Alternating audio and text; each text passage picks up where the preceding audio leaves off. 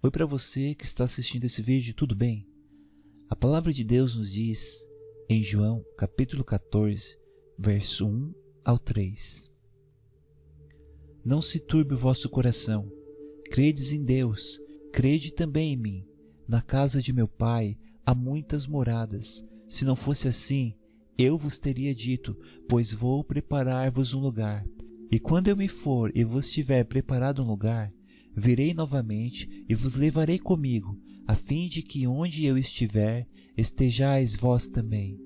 Olhando para este texto, vemos que Jesus diz que ia para junto do Pai, preparar moradas para nós.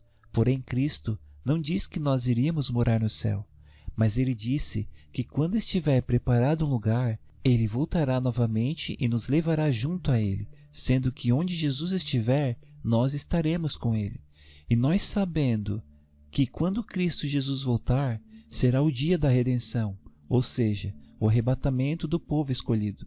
Sendo que nós estaremos onde Jesus estiver, precisamos saber os eventos que ocorrerão e ver se realmente é para o céu que iremos.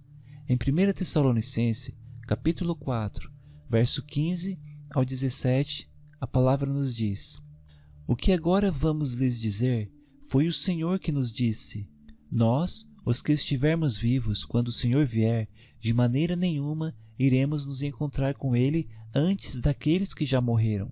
Pois, quando for dada a ordem pela voz do arcanjo, e quando a trombeta de Deus ressoar, o próprio Senhor descerá dos céus, e então aqueles que morreram em Cristo ressuscitarão primeiro.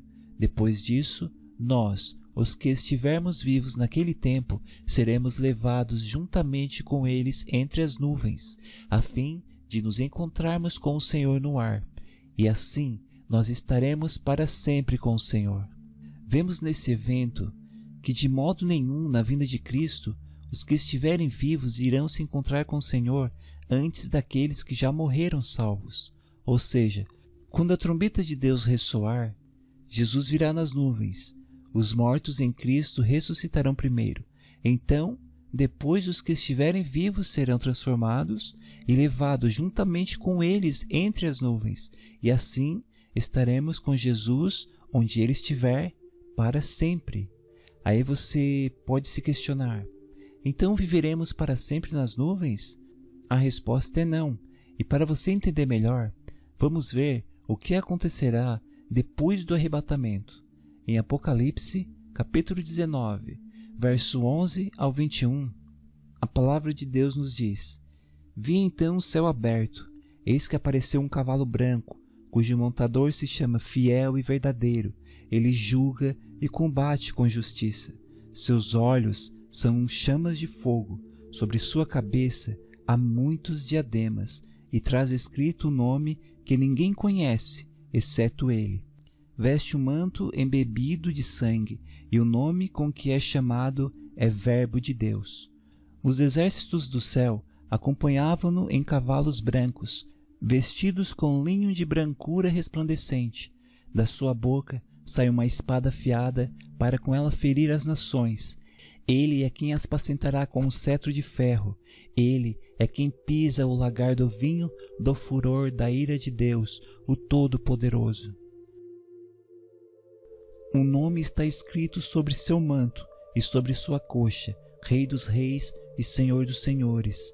Vi depois um anjo que, de pé no sol, gritou em alta voz a todas as aves que voavam no meio do céu: Vinde, reuni-vos para o grande banquete de Deus, para comer carnes de reis, carnes de capitães, carnes de poderosos, carnes de cavalos e cavaleiros, carnes de todos os homens, livres e escravos, pequenos e grandes. Vi então a besta reunida com os reis da terra e seus exércitos para guerrear contra o cavaleiro e seu exército. A besta, porém, foi capturada juntamente com o falso profeta, o qual, em presença da besta, tinha realizado sinais com que seduzira os que haviam recebido a marca da besta e adorado a sua imagem. Ambos foram lançados vivos no lago de fogo, que arde com enxofre. Os outros foram mortos pela espada que saía da boca do cavaleiro, e as aves todas se fartaram com as suas carnes. Após o arrebatamento, Jesus descerá junto com os exércitos do céu para guerrear contra a besta e os reis da terra com os seus exércitos. Então, a besta e o falso profeta serão lançados vivos no lago de fogo, e os demais serão mortos pela espada que sairá da boca do cavaleiro, que é Jesus, e as aves todas se fartarão com as carnes das pessoas que foram mortas. Mas como que eu sei que aqui o arrebatamento já aconteceu?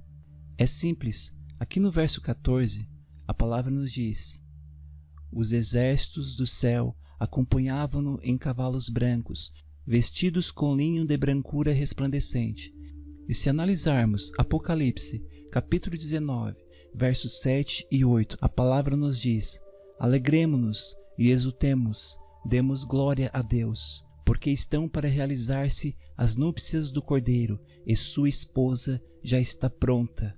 Concederam-lhe vestir-se com linho puro, resplandecente, pois o linho representa a conduta justa dos santos. Sabendo que o linho representa a conduta justa dos santos, vemos que os exércitos do céu que acompanhavam Jesus é a própria noiva de Cristo.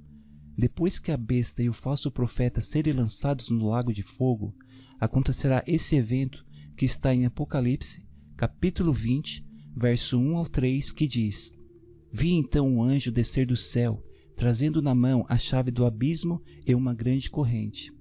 Ele agarrou o dragão, a antiga serpente, que é o diabo, Satanás, acorrentou-o por 1000 anos e o atirou dentro do abismo, fechando-o e lacrando-o com um selo, para que não seduzisse mais as nações até que os 1000 anos estivessem terminados. Depois disso, ele deverá ser solto por pouco tempo. Sendo que o acusador será aprisionado por 1000 anos, se dará início ao milênio, literalmente aqui na terra. Em Apocalipse, capítulo 20, verso 4 ao 5, a palavra nos diz: vi então tronos, e aos que neles se sentaram foi dado o poder de julgar.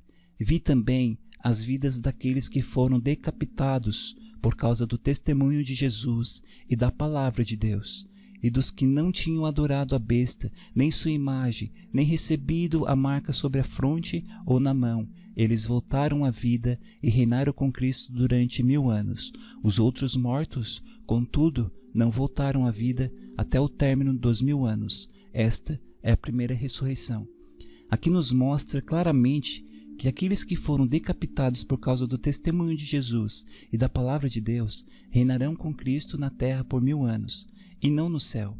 Então vem mais um questionamento: por que então Jesus foi preparar moradas para nós, se nós não vamos morar no céu?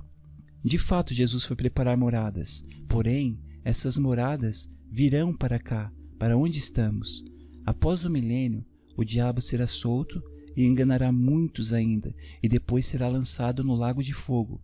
Podemos conferir isso em Apocalipse, capítulo 20, versos 7 ao 10, que diz: quando se completarem os 1000 anos, Satanás será solto da sua prisão, e sairá para seduzir as nações dos 4 cantos da terra, Gog e Magog, reunindo-as para o combate. Seu número é como a areia do mar. Subiram sobre a superfície da terra e cercaram o acampamento dos santos e a cidade amada, mas um fogo desceu do céu e os devorou. O diabo que os seduzira foi então lançado no lago de fogo e de enxofre, onde já se achavam a besta e o falso profeta, e serão atormentados dia e noite pelos séculos dos séculos. Aqui no verso 9, nos deixa ainda mais claro que o milênio será aqui na terra. Pois diz: subiram sobre a superfície da terra. E depois desse evento acontecerá o julgamento final, onde a morte e o Hades e todos que não tiverem o nome no livro da vida serão lançados no lago de fogo. Apocalipse, capítulo 20, verso 11 ao 15 nos diz: vi depois um grande trono branco e aquele que nele se assenta. O céu e a terra fugiram da sua presença, sem deixar vestígio. Vi então os mortos, grandes e pequenos, em pé diante do trono, e abriram-se livros. Também foi aberto outro livro, o da vida. Os mortos foram então julgados conforme sua conduta, a partir do que estava escrito nos livros. O mar devolveu os mortos que nele jaziam. A morte e o Hades entregaram os mortos que neles estavam, e cada um foi julgado conforme sua conduta. A morte e o Hades foram então lançados no lago de fogo. Essa é a segunda morte, o lago de fogo. E quem não se achava inscrito no livro da vida foi também lançado no lago de fogo. E agora vem a parte que mencionei, que as moradas que Jesus preparou virão para cá. Por que virão? A resposta está em Apocalipse, capítulo 21, verso 1 ao 4. Vi então um céu novo e uma nova terra, pois o primeiro céu e a primeira terra se foram, e o mar já não existe. Vi também descer do céu, de junto de Deus, a cidade santa, uma Jerusalém nova, pronta como uma esposa que se enfeitou para seu marido. Nisto ouvi uma voz forte que do trono dizia: Eis a tenda de Deus com os homens, ele habitará com eles, eles serão seu povo, e ele, Deus com eles, será o seu Deus. Ele enxugará toda lágrima dos seus olhos, pois nunca mais haverá morte, nem luto, nem clamor, e nem dor haverá mais. Sim, as coisas antigas se foram. Mas aí você pode se questionar mais uma vez: mas não é aqui que seria o milênio? A resposta é não, porque quando for o milênio, ainda haverá morte, só que as pessoas viverão por muito mais tempo. Em Isaías, capítulo 65, verso 20, nos diz: Nunca mais morrerão ali criancinhas de poucos dias. Ninguém morrerá antes de ficar bem velho. Morrer aos 100 anos será morrer moço, e não chegar aos 100 anos será uma maldição. Aqui você pode ler o contexto para compreender melhor essa passagem. E nós sabemos que a morte só será destruída só depois do milênio, no juízo final, como já vimos. E voltando para Apocalipse, capítulo 21, verso 4, vemos que aqui não haverá mais morte. Sendo assim, sabemos que o lugar que Cristo Jesus foi nos preparar desceu do céu de junto de Deus, a cidade santa, e assim Deus habitará com seu povo para sempre. Em Apocalipse, capítulo 22, verso 3 ao 5, a palavra nos diz: Nunca mais haverá maldições. Nela estará o trono de Deus e do Cordeiro, e seus servos lhe prestarão culto. Verão sua face, e seu nome estará sobre suas frontes. Já não haverá noite, ninguém mais precisará da luz da lâmpada, nem da luz do sol, porque o Senhor Deus brilhará sobre eles, e eles reinarão pelos séculos dos séculos. Bom, é isso. Não tem como ser mais esclarecido. Espero que você tenha compreendido, e Deus de Israel te abençoe. Shalom.